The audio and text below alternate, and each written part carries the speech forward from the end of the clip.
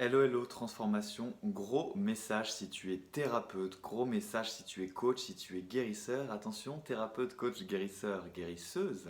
hein. Dame, j'ai un gros message pour toi qui a été canalisé pendant que je faisais une méditation, qui est un gros message de cœur. Voilà, si tu as envie de porter ta lumière, si tu as envie d'aider les autres à se transformer, si ça te tient à cœur, c'est parce que ça fait partie de toi et de ton chemin. On va voir tout ça ensemble, tu pourrais tomber dans des pièges. Et surtout, l'univers ce matin, ma guidance m'a dit ok, il y a vraiment un truc qui est demandé à tous les thérapeutes d'âme et les coachs d'âme. Encore plus ceux qui ne sont pas encore bien installés, si tu n'es pas encore bien à ta place, si c'est pas encore fluide en fait pour toi. Il y a vraiment des choses à savoir si tu veux pas ni galérer dans ton activité, ni aller dans les pièges qui vont faire que tu vas pas être dans ta vraie puissance et que du coup tu vas pas accorder une vraie puissance aux gens que tu voudrais pouvoir transformer. Parce que pourquoi on devient coach? Pourquoi tu deviens coach ou thérapeute? Ça c'est la première chose déjà que je voudrais détruire direct. Direct. Non, c'est pas pour sauver le monde. Non, ce n'est pas pour les autres. Tu vois, et ça je l'ai noté, c'est très fort. Avant tout, tu deviens coach pour toi, pour te soigner, pour te sauver toi, pour guérir tes blessures profondes. Et ouais, parce qu'on va venir déjà au premier piège qui est que quand tu as ça en toi, tu as aussi des blessures qui font que tu vas avoir ce bon vieux syndrome du sauveur. Sauf que tu ne peux pas donner aux autres ce que tu ne t'es pas donné. Tu ne peux pas sauver les autres. C'est les autres qui choisissent de se sauver et qui choisissent de faire appel à toi s'ils sentent qu'au plus profond de toi, tu as réglé les choses qu'ils veulent eux régler. Mais ça, c'est déjà la première chose parce que il y a beaucoup trop de coachs et de thérapeutes qui font, et c'est inconscient parce qu'ils n'ont pas guéri en profondeur leurs blessures, qu'ils n'ont pas guéri en profondeur leurs blessures inconscientes, et du coup, tu vas te sacrifier, tu vas avoir le syndrome du sauveur, tu vas trop donner, tu vas faire des sessions qui durent trop longtemps, tu vas donner trop de temps, tu vas donner trop de valeur, mais du coup, vu que tu donnes trop et que c'est pas équilibré, l'autre personne, elle se valorise pas pleinement, elle n'est pas dans sa puissance, tu lui retires en fait sa puissance en ayant ce syndrome du sauveur. Et du coup, bah, tu ne la mets pas en autonomie, tu lui donnes des béquilles. Et toi-même, tu n'es pas dans ta puissance, donc tu ne permets pas à l'autre, vu que normalement tu as un miroir, tu as un portail sur lequel la personne peut se calibrer pour avoir sa vérité, pas la tienne. C'est pas toi qui sauve, c'est elle qui se sauve. Bah, c'est pas assez puissant. Donc ça, il y a le syndrome du sauveur. Deuxièmement, il y a le syndrome du thérapeute, du coach, du guérisseur, de la guérisseuse d'âme, fauché. Ça m'est arrivé. Et ça arrive très souvent quand tu n'es pas dans ta puissance, quand tu n'as pas guéri tes blessures émotionnelles profondes et que tu n'as pas fait un vrai travail de profondeur. Pourquoi je tiens cette carte de l'ermite devant moi? Parce que l'ermite, c'est par excellence la carte du ralentissement sur soi, du mouvement lent, pour aller en profondeur, dans ta profondeur, ralentir et écouter toutes tes blessures, écouter tout ce qui est encore bloqué en toi, pour le transmuter et pour mettre ta loupiote sur ton propre chemin. Donc tu éclaires ta propre vie, tu arrêtes de vouloir éclairer les autres alors que tu t'es pas éclairé toi-même vraiment. hein. Et là, tu vas pouvoir éclairer les autres naturellement. Juste par ta présence, juste parce que ce que tu dégages, c'est l'énergie de la guérison. Juste parce que ce que tu dégages, c'est l'énergie de la transformation. Et que inconsciemment, les gens qui vont venir à toi ont des mémoires communes, ont des blessures communes, mais ils sentent que toi, tu allais bien plus en profondeur. Et ça va faire le taf. Ce qui est génial d'ailleurs quand tu fais ça, c'est une aparté. Tu n'as plus besoin de te cacher derrière des techniques, des EFT, des PNL. Tu peux les utiliser. J'ai rien contre les outils, mais c'est pas ça l'outil principal. L'outil principal, c'est toi. Parce qu'en fait, il faut savoir que quand tu as peur, quand tu donnes trop de temps, quand tu te caches derrière des outils, c'est que tu n'es pas dans ta puissance de thérapeute d'âme, vu que normalement c'est dans ton âme, c'est dans ton corps, c'est dans tout ce que tu as transmuté en toi. Et en fait, c'est quelque chose que tu vas pouvoir redonner naturellement aux gens de façon bien plus intuitive et du coup, de une, de façon bien plus puissante et de deux, de façon bien plus calibrée pour chaque personne. Tu vas pas t'enfermer dans un outil qui va te limiter. Mais encore une fois, il faut avoir le courage de faire l'ermite avant et pas tomber dans les pièges. Syndrome du sauveur, le thérapeute fauché. Je t'expliquerai un peu après pourquoi tu es fauché et tu es thérapeute. Normalement, si tu es vraiment dans ton rôle de thérapeute d'âme et de coach d'âme, tu dois être dans l'abondance financière. Parce que l'abondance financière n'est que le reflet du fait que tu aides beaucoup de gens à se transformer dans la vraie puissance sans faire des béquilles, sans être dans le syndrome du sauveur, sans ne pas mettre en fait les gens dans leur autonomie. Mais si tu as des problèmes avec toi-même, ta propre valeur, que tu n'as pas guéri tes blessures, rien que ce que je te dis là, ça tombe, ça va te déranger. Tu vas dire non, mais moi je suis là pour aider les gens, je suis pas là pour être dans l'abondance financière. Non, mais tu ne peux pas donner aux autres ce que tu n'as pas. Et en fait, normalement, tu dois être justement ultra en puissance dans ta propre vie. Moi, là, en ce moment, je reçois beaucoup d'argent, bah, ça me permet de bien manger, ça permet d'avoir du temps pour moi, ça permet d'avoir du temps pour faire ma transformation, ça me permet d'investir et de moi-même de me faire aider par des mentors qui sont au-dessus de moi et une mentor qui est géniale. Et du coup, ça me permet d'être encore plus dans ma puissance et de redonner encore plus de puissance. Et en fait, encore une fois, il n'y a aucune vertu dans la pauvreté parce qu'au bout d'un moment, bah, tu n'es pas dans ta puissance à l'intérieur de toi. Tu te donnes peut-être pas assez d'amour via l'alimentation, via le temps, via la fluidité. Tu es peut-être un peu dans le stress, dans l'énergie du manque. Et comment veux-tu aider les gens si tu es toi-même dans cette énergie du manque et de la non-transformation en fait? Perso, je trouve que ça peut. J'ai fait l'erreur, mais ça ne marche pas. Et je suis bien plus puissant maintenant parce que je suis dans mon abondance. J'y reviendrai un peu après dans la vidéo. Cette vidéo, elle me tient tellement à cœur. Si tu es coach et thérapeute, ça peut tellement t'aider à gagner du temps. Parce que moi, j'ai commencé en autodidacte parce que j'ai toujours eu cette impulsion en moi. Et j'ai pris les bons mentors, les coachs pour m'amener au niveau où je suis maintenant, mais ça a été dur. Et ce qui est maintenant un kiff, c'est que j'apporte par effet miroir tellement beaucoup plus, 10 fois plus, 15 fois plus aux gens que j'accompagne. Et ils se mettent tellement plus dans leur autonomie beaucoup plus vite que il y a une vraie transformation en fait. C'est un truc de ouf. Et même sur des choses qu'on n'a pas travaillé, vu que moi-même je fais le taf en moi, bah, par mon énergie, par ma présence, il y a plein de trucs qui se débloquent en plus de ça. Et c'est fou, c'est ça l'ermite, hein. Donc voilà, et donc ne pas avoir guéri tes blessures en profondeur et de ne pas guérir tes blessures, ça va te pousser à être dans le manque, à pas vraiment être dans ta puissance, à galérer, etc. Et la blessure de sacrifice inconsciente. Il faut savoir que quand tu n'as pas été en profondeur en toi, tu as une notion de sacrifice, c'est ça, hein, le syndrome de l'empathe, de l'hypersensible qui est thérapeute dans l'âme, c'est que tu donnes trop et tout, et en fait tu te rends même plus compte que tu vas te sacrifier. Moi par exemple, quand j'ai vécu ça dans ma vie, c'était notamment en 2020, à un moment j'ai eu un pic comme ça, je travaillais tout le temps. J'étais dans le stress, j'essayais de faire des choses pour avoir plus de clients, j'essayais de travailler, mais c'était pas un travail émotionnel assez profond. Et du coup, en fait, ma vie privée, bah, elle en pâtissait de ouf. Et ce qui fait que en fait, j'étais en train de me sacrifier sans forcément d'ailleurs apporter autant de valeur que je le pouvais au monde. Et moi-même, je me sacrifiais en fait dans ma vie. Et en plus, bah, j'avais l'impression que j'avais pas le droit d'être dans l'abondance, que moi j'étais là pour aider les gens, nanani nanana. Et je me permettais pas d'être riche de l'intérieur et de riche de l'extérieur, ce qui fait que bah, j'étais en sacrifice total. Parce que quand tu as cette nature d'âme de vouloir aider les autres, il faut que tu sois bien en toi, il faut que tu sois fluide en toi. Et oui, tu as droit à l'amour, oui, tu as droit à l'abondance financière, non, tu ne dois pas être pauvre et être le sauveur de l'humanité en restant pauvre. Tout ça, faut arrêter avec ça. Ça, c'est qu'une notion de sacrifice parce que tu as l'impression que tu es indigne, tu as l'impression que tu ne le mérites pas. Ou tu vas dire que non, mais il y a une blessure inconsciente qui fait que tu l'es. Sinon, tu serais dans l'abondance, sinon tu apporterais bien plus de transformation aux autres. Parce qu'il faut savoir que quelqu'un qui vient chez toi et qui vient chercher une béquille ou un pansement et qui n'est pas vraiment transformé en profondeur parce que toi-même tu l'es pas, c'est pas vraiment l'aider ça. C'est coller un pansement, tu vois. Ça, je vais te le redire parce que c'est important. Tu as une vraie responsabilité en tant que thérapeute d'âme, pour toi et pour les autres. Et tu ne donnes pas aux autres ce que tu n'as pas en toi. Donc tu dois d'abord faire le taf sur toi-même à l'intérieur de toi. Alors, justement, et je te parlerai aussi de l'effet quand tu es coach, par exemple, et que tu veux faire du marketing, entre guillemets, parce que tu n'as même pas à faire de marketing, ça c'est l'ancien monde. Tu dois faire de la communication naturelle, de la communication de cœur qui devient magnétique parce que toi-même tu es transmuté à l'intérieur de toi. Bah, tu vas être dans le manque, tu vas être dans le stress, tout ce que tu vas faire, il n'y a rien qui va marcher ou ça va être dans le forcing total parce que justement tu n'es pas allé faire le travail de l'ermite.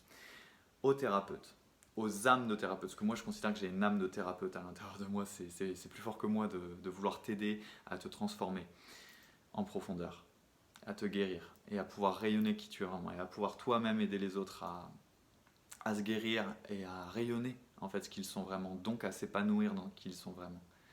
Il y a un gros message et ça m'a été mis ce matin pendant que je méditais, donc je vais te le lire. Aux thérapeutes d'âme, il leur est demandé de se rappeler de leur but profond, de leur appel profond, de servir l'univers, d'apprendre à t'honorer pour que les autres puissent s'honorer. Tu es un miroir pour les autres. Tu dois montrer et incarner l'exemple. Tu dois oser incarner ta vraie nature d'âme spirituelle. Te rappeler de ton but profond, de ton appel intérieur profond. Et bien c'est justement d'apprendre à t'aimer, d'apprendre à te valoriser. Donc c'est sûrement pas en galérant et en étant fauché et en voulant sauver le monde en étant pauvre. Et il n'y a pas que l'argent, là je t'en parle parce que je sais que c'est ce qui est qui va le plus te faire réagir. Et je fais exprès. Parce que moi aussi c'est ce qui me faisait le plus réagir. J'avais un problème avec l'argent, je croyais que c'était mal et tout. Non, c'est un outil de valorisation. C'est un outil d'amplification. Si tu fais le bien avec l'argent, si tu gagnes plus d'argent, tu pourras faire plus de bien avec ton activité de thérapeute. Donc c'est génial. Tu pourras plus te former, hein. Tu pourras plus te faire accompagner, ce qui m'arrive en ce moment. Donc c'est cool, l'argent. Mais tu pourras aussi tout simplement te rappeler de ton but profond. À travers ce que tu fais, c'est pour toi-même évoluer, pour toi-même t'aimer, pour toi-même te comprendre mieux, pour toi-même te transformer. C'est presque une excuse. Pour te donner à toi d'abord. Parce que souvent, la plupart du temps, tu vas t'oublier. Mais tu ne dois pas t'oublier. C'est la première raison pour laquelle tu fais ça. Tu le fais d'abord pour toi. Parce que plus tu le fais pour toi, plus tu le fais pour les autres sans avoir rien à faire qu'être en présence. C'est ça qui est magique. Plus tu le fais pour toi, cette transformation intérieure est profonde. En profondeur, pas là, ici, tu vois, dans ton corps, dans tes émotions, dans tes corps spirituels subtils aussi, dans tes mémoires, profondément enfouies en toi, réprimées. Plus tu vas pouvoir le donner pour les autres. Et le but profond, c'est d'abord d'apprendre à t'aimer et à te valoriser, pas autre chose. Donc si en ce moment tu galères, tu ne t'aimes pas, tu ne te valorises pas, si en ce moment tu n'oses pas faire parler ta nature spirituelle et que tu te caches derrière la sophrologie, la PNL, le FT, encore une fois, j'ai rien contre ça. Tu peux te former en plus. Moi, je vais me former toute ma vie à des techniques, entre guillemets. Mais ça sera des techniques que j'irai piocher dedans. Le seul et vrai outil, c'est moi-même, c'est mon intuition, c'est mon âme, c'est ma capacité à être guidé depuis l'invisible. À être guidé depuis l'invisible parce que j'ai fait un travail émotionnel en profondeur et du coup à me calibrer et à être un miroir pour la personne en face de moi et à me calibrer tellement en intuition, tellement en faisant confiance à ma partie subtile et supérieure que je vais pouvoir lui apporter 10 fois plus de valeur. Parce que je me fais confiance et je m'abandonne à ma guidance d'âme. Et du coup, je deviens un thérapeute d'âme. Je ne me cache pas derrière des outils qui me limitent au final. J'y vais pas avec ma tête, j'y vais avec ma présence. Je suis en présence quand je fais des sessions de mentorat, de coaching, etc. Et ça marche, mais 15 fois mieux. Parce que c'est pas juste ma petite humanité, c'est mon ensemble. Mais pour ça, il faut s'abandonner à son âme. Pour ça, il faut avoir guéri en profondeur tes blessures. Sinon, tu vas pas y aller. Tu vas même mentaliser, dire mais comment ça, on peut faire ça, c'est pas sérieux. Tu sais, les gens, mais moi j'ai des diplômes en ci, en ça, en coach. Et alors, moi, mon diplôme, c'est les gens qui se transforment. Je m'en fous de tes diplômes.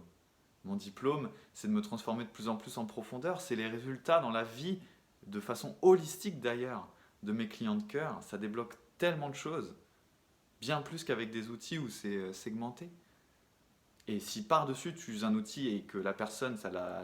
Parce qu'en intuition, donc ça a coupé, j'avais plus de batterie, mais bref, je pense que tu m'as compris. Ce que je te disais en gros, c'est que si tu es un thérapeute d'âme, c'est que tu es fait pour émettre ça depuis ta présence, depuis ton corps, depuis ton âme, depuis qui tu es là maintenant, et qu'en fait le meilleur outil, c'est ta transformation interne, et après d'être tellement en présence, d'être tellement dans ta guidance que tu apportes pile poil ce que la personne qui vient te chercher a besoin en fait, de façon consciente, de parce que tu vas dire, par exemple moi j'ai un don de la parole intuitive, libératrice et transformatrice et mon super don c'est le clair ressenti émotionnel, donc en plus je vais apporter ça et capter ce qui n'est pas dit, je vais amener la personne vraiment tac tac tac en profondeur, mais ça c'est selon le don en fait de thérapeute d'âme, on en a tous, hein, que tu as, mais hors d'un outil. Tu te sers de ton super don en fait, qui est l'arcane numéro 1 de ta structure de mission d'âme d'entrepreneur.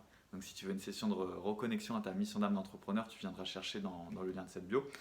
Et ce que je voulais te partager aussi, c'est que quand tu es entrepreneur d'âme, coach dans l'âme, thérapeute dans l'âme, ton boss, ton seul boss, tu n'as plus de boss dans la matrice ou quoi que ce soit, c'est l'univers. Et ça aussi, je l'ai noté, c'était super important. Puis après, je vais te faire un partage un tout petit peu plus intuitif. Mais là, je sentais que je devais te faire ça parce que c'est venu comme ça dans ma méditation, donc c'est les points que je devais te partager. Pareil, je ne me pose pas de questions, je ne suis pas dans la mentalisation, mais qu'est-ce qu'ils vont penser, qu'est-ce qu'ils vont dire, il y en a qui ne vont pas être d'accord. Non, ma guidance, mon âme me dit de dire ça, je le dis. Et je sens que c'est juste, donc je communique et je partage. Comment savoir si tu sers bien l'univers quand tu es thérapeute, coach d'âme?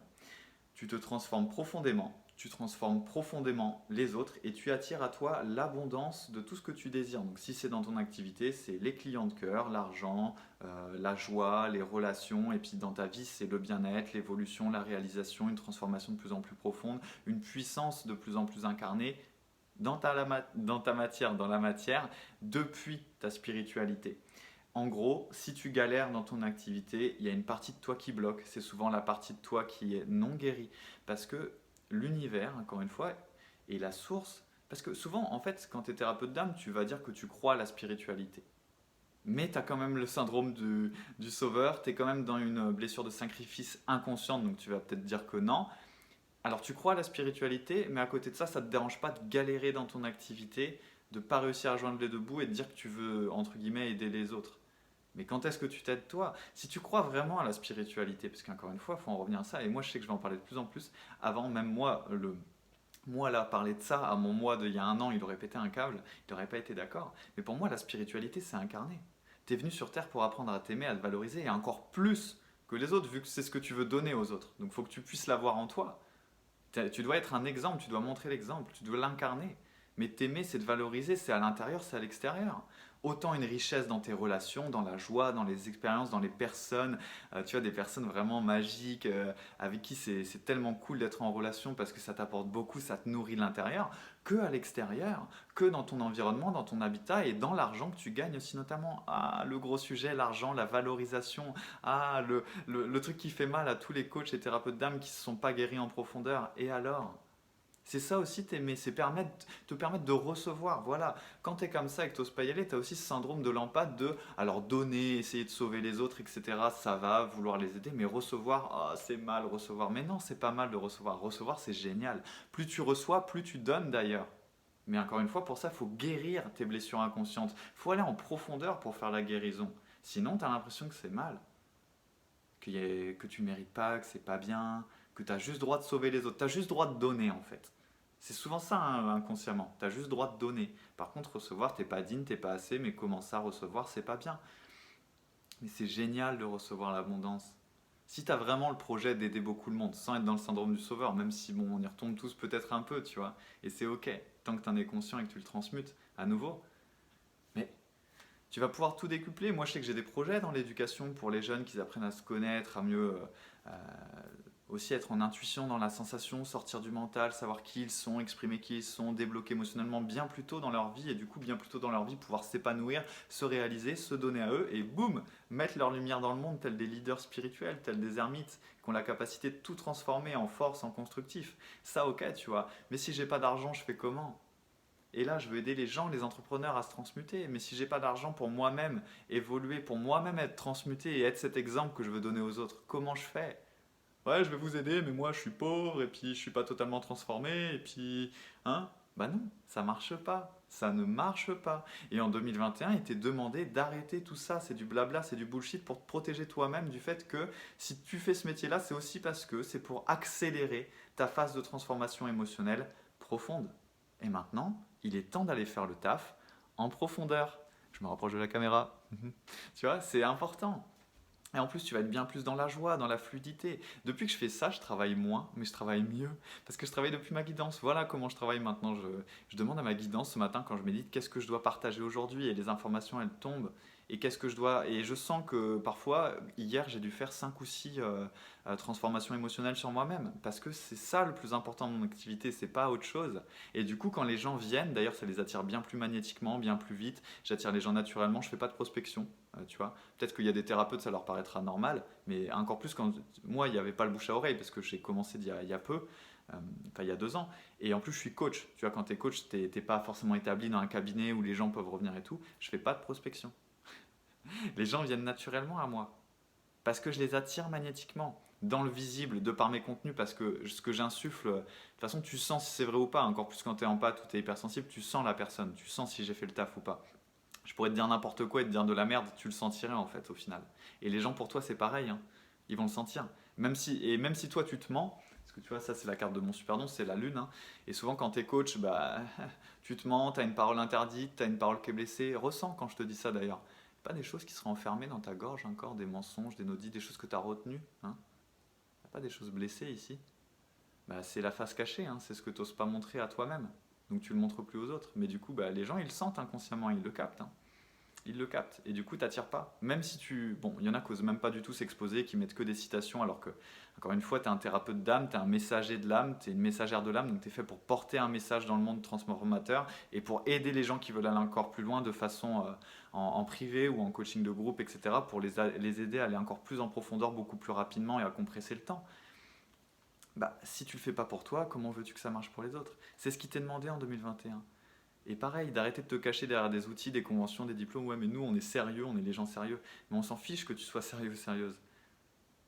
Il t'est demandé de retourner dans ton âme, dans ta qualité spirituelle, dans ta puissance émotionnelle et ta puissance spirituelle, à travers le physique, le domaine physique, donc une spiritualité incarnée et riche, abondante, puissante dans la matière aussi. Le reste, c'est du pipeau, c'est du blabla, c'est fini, c'est bon. On a vécu dans l'ère du mental et du poisson pendant 2000 ans, maintenant il est temps d'en sortir, c'est bon, c'est l'ère du Verseau, coucou. C'est bon, on se réveille en fait. Et tu vas être dans la joie, tu vas être dans la fluidité, tout va être bien plus facile. Donc voilà, c'était mon message pour toi, ça me tenait vraiment trop à cœur. En vrai, je pense que c'est aussi le message, si j'avais entendu ça il y a un an et demi, ça m'aurait fait gagner tellement de temps. Donc c'est un message de cœur, je kiffe franchement t'avoir délivré ce message, même si t'es pas d'accord avec tout et que ça bouscule, et ben c'est encore mieux. Parce que ça accomplit encore plus son taf. Je suis pas là pour que tu sois inspiré, pas inspiré ou quoi, je suis là pour que tu te transformes. Voilà. Donc le message est passé, le message devait passer depuis ma guidance. Si tu veux commencer avec moi, tu peux aller checker ma session reconnexion à ta mission d'âme d'entrepreneur et transformation de tes blocages intérieurs. Tu vas voir, je t'ai tout expliqué sur la page, donc je ne vais pas te réexpliquer là. Encore une fois, si tu résonnes et tu vibres avec moi, bah, tu sens que tu dois y aller. Si tu sens que tu ne dois pas y aller, tu n'y vas pas. Si tu veux te faire accompagner personnellement par moi, tu viens me chercher aussi dans le lien de cette vidéo. Tu pourras me parler via WhatsApp. Et si tu veux rejoindre l'Académie des messagers, des messagères de l'âme pour enfin décupler ton âme de messager, de messagère pour enfin oser rayonner, exprimer ton message, parce que tu en as sûrement un, si tu es toujours là à regarder cette vidéo, à exprimer, que ce soit en formule révélation, en formule expansion, en formule rayonnance cosmique et magnétique. Tu verras, il y a 3 formules. Tu iras voir tout ça, c'est une académie de cœur. Là, j'ai commencé à mettre des premiers contenus avec la symbolique du tarot, qui n'est que des arcanes, pour rentrer en toi-même, sur justement l'amusement et comment tu peux ressentir ça, cette joie d'enfant en toi et tout. Donc voilà, il y a des contenus vibratoires, il y a des coachings, il y a des ateliers transformationnels, il y a plein de choses, je te laisse découvrir. Et si tu veux te faire accompagner en perso, tu viens dans le lien de cette bio. Et dernière chose, si tu n'as jamais travaillé avec moi, bah, tu peux aller checker mon livre de réprimer à exprimer ta vraie nature, soit dans le lien de cette bio, soit sur école.magicienmoderne.fr où tu pourras retrouver toutes les infos sur ce que je fais et comment je peux t'aider à te transmuter avec mon super don, mon clair ressenti émotionnel qui est de plus en plus puissant. En fait, je capte tout ce que tu veux pas t'avouer, tout ce que tu as enfoui en toi, ce que tu as réprimé. C'est pas moi qui te le donne parce que je te laisse dans ton autonomie et je veux te remettre dans ta puissance. Mais je vais t'y amener beaucoup plus vite, tu vas voir, ça va déclencher plein de choses. Et pour que tu deviennes enfin ce bel ermite, tu sors du syndrome du sauveur, du syndrome du thérapeute ou de la thérapeute fauchée, et que tu puisses éclairer ta vie dans la joie et dans celle des autres, et apprendre justement à devenir une sorte de pas de machine, parce que j'aime pas, on est des humains, on n'est pas des machines, mais d'une personne qui a une capacité folle à transformer toutes tes émotions, surtout les plus désagréables, toutes les ombres, tout ce qui a pu te gêner, toutes tes blessures, en force énorme, en combustible de ta lumière, et que tu puisses l'apporter dans le monde. Voilà. C'était Jean-Christophe Fèvre de Magicien Moderne. On se retrouve dans la prochaine vidéo. N'hésite pas à la partager si tu penses qu'il y a d'autres thérapeutes et coachs de l'âme qui doivent la voir, parce que c'était vraiment pour moi un message important aujourd'hui. Et nous, on se retrouve dans le prochain contenu.